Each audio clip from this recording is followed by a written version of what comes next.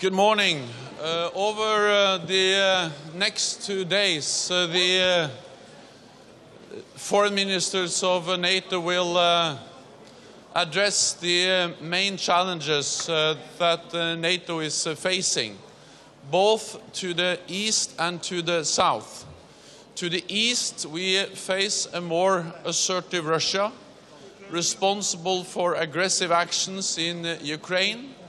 And to the south, we see turmoil, violence spreading across the Middle East and North Africa.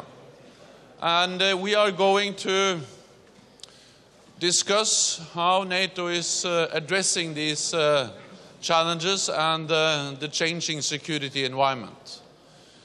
It is about keeping NATO strong, investing in our collective defense, increasing the readiness and the preparedness of our forces, and also doing more to be ready to counter hybrid warfare and cyber defense.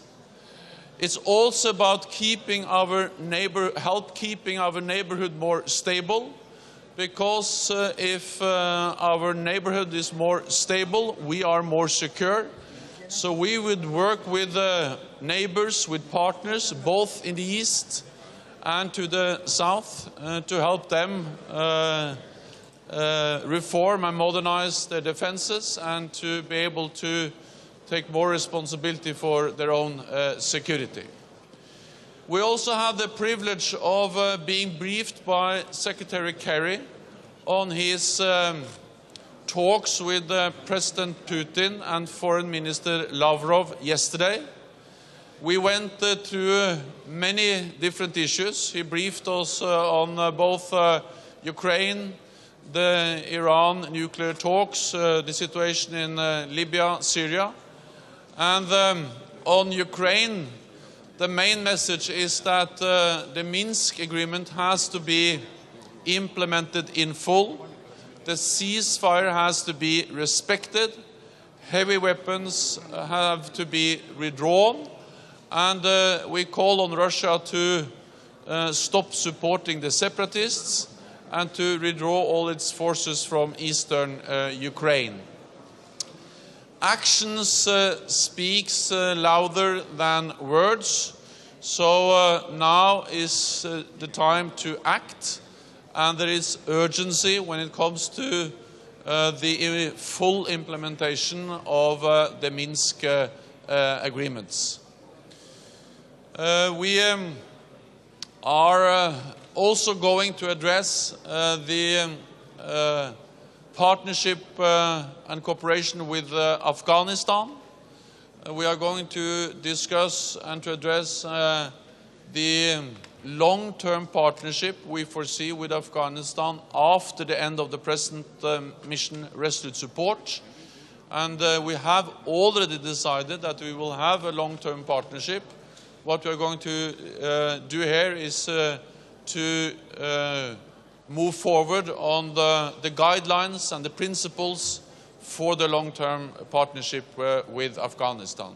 So this is going to be an important meeting, and I think it's fitting that we meet in Turkey. Turkey is close to both the challenges we see to the south of the alliance, bordering Syria and Iraq, but Turkey is also close to the challenges we see to the east of the alliance, close to the Black Sea, Ukraine. So I'm very grateful that Turkey hosts this foreign ministerial meeting, and Turkey is a cornerstone in our alliance. Situated as it is, close to both the south and the east, close to the challenges we face both to the east and the south. So thank you.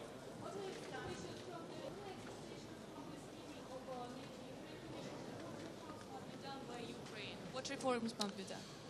I expect the foreign ministers to have a very clear message on the importance of full implementation of the Minsk agreements, meaning full implementation of the ceasefire, withdrawal of all heavy weapons, and of course also that the inspectors from the OSCE are allowed with full access to the area and the security guarantees they need to inspect and to monitor the implementation of the Minsk agreements. So there will be a statement from the NATO Ukraine Commission, and I expect also the foreign ministers to have a very clear message to Russia that Russia has to stop supporting the separatists and that Russia has to use all its influence on the separatists to make sure that they are implementing the Minsk agreements in full. Юрий Паниев from независимая газета Moscow. Louder, okay. Mr. Stoltenberg, if yesterday's meeting of Mr. Kerry with Putin and Lavrov could change the agenda of today's meeting in Antalya? I didn't understand. Who changed the agenda? If yesterday's meeting of Mr. Kerry with Putin and Lavrov could change the agenda of today's meeting in Antalya? As the agenda has not been changed. We have the same agenda for the meeting, but we added an extra meeting in the way that we invited Secretary Kerry to brief us on the talks he had with the President Putin and Foreign Minister Lavrov. And I think that was a very useful exchange and a very useful brief that we got from Secretary Kerry. Because it is useful for the foreign ministers to get an update directly from Secretary Kerry just a few hours after the talks in Sochi ended. And as I said, this was very much about Ukraine, the importance of full implementation of the Minsk agreements, but also on other issues like, for instance, the Iran nuclear deal and the situation in North Africa. So we haven't changed the agenda, but we have added one more event, a breakfast with Secretary Kerry, and I think that was a very good event. Let me also add that NATO's position is unchanged. We have suspended all practical cooperation with Russia. We support the economic sanctions. But at the same time, we keep challenge for political dialogue open. And I think that the talks that Secretary Kerry had with President Putin and Foreign Minister Lavrov is very much in line with this approach of suspending practical cooperation, imposing economic sanctions, but at the same time keeping challenge for political dialogue open. Thank you. What do you expect from your partners in the Arab world when you're meeting with them? Is there any concrete idea what it is that they can do to help the fight against the IS? One of the important issues at this meeting in different formats will be how NATO can do even more in fighting terrorism and in fighting ISIL. As you know, all NATO allies participate in the coalition against ISIL. And I think one reason why the coalition is so effective is that NATO allies over many years have developed interoperability, meaning ability to work together in military operations like the coalition against ISIL, because we have worked together in Afghanistan and in other places. Then, of course, NATO's main responsibility is to protect and defend all allies. And therefore, we have deployed Patriot batteries in Turkey to augment the air defenses of Turkey. We are increasing the readiness and the preparedness of our forces. We are establishing a new spearhead force. And the main purpose of this force is that we should be able to deploy it where needed, on time. We have to have the right forces in the right place at the right time. And that's also, of course, a response to the threats we see in the south. Then we are also increasing our cooperation with neighbors, partners in the Middle East, North Africa.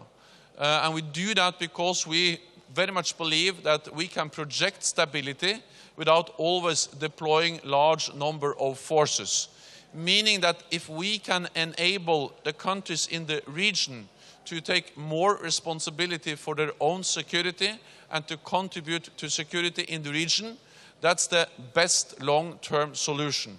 So that's the reason why we, for instance, have established what we call defense capacity building with Jordan to help assist Jordan in increasing their defense. Jordan is important not only for Jordan itself, but also for the whole region. That's actually what we do in Afghanistan, where we train, assist and advise the Afghan national forces. And we also are now assessing a request from the government of Iraq to start defense capacity building also in Iraq, helping them, increasing their capability to fight ISIL and to stabilize their own country. And we are standing ready to do the same in Libya when the security situation allows us to do defense capacity building in Libya. Thanks, Sharif Hamri from Afghan media. What will you exactly discuss about Afghanistan in today's meeting? And will NATO support long-term Afghan national forces? So we will discuss different issues related to Afghanistan. We will meet with the Foreign Minister of Afghanistan, Minister Rabbani, and he will update us together with the commander, the NATO commander in Afghanistan, on the security situation in Afghanistan. Then we will discuss the way we now are conducting the resolute support mission, which is our present mission in Afghanistan. And that is about train, assist and advise the Afghan national security forces. But then we will also discuss and also make some decisions related to the guidelines, the principles for our long-term partnership with Afghanistan, also after the end of the current resolute support mission. So what we have decided is that when we end our resolute support mission, our current mission, we will move into a more long-term partnership, which will then continue to support the Afghans to help them make sure that Afghanistan can be a stable, united country moving forward. So we will continue to support, and we will discuss the guidelines for the long-term support partnership at our meeting today. We know that Turkey has been pushing for a buffer zone or a no-fly zone in northern Syria. Will these two issues be on the table in this two-day meeting, and what is your current position about these topics? The question of a buffer zone is not a question which is up to NATO to decide. That has been a question which has been raised in different meetings over some time, but it's not for NATO to decide whether there's going to be a buffer zone or not in Syria. All NATO allies are part of the coalition against ISIL. Some are also taking part in the airstrikes against ISIL in Syria, but the coalition as such is not a NATO-led coalition, so this is nothing that NATO is going to decide. Thank you.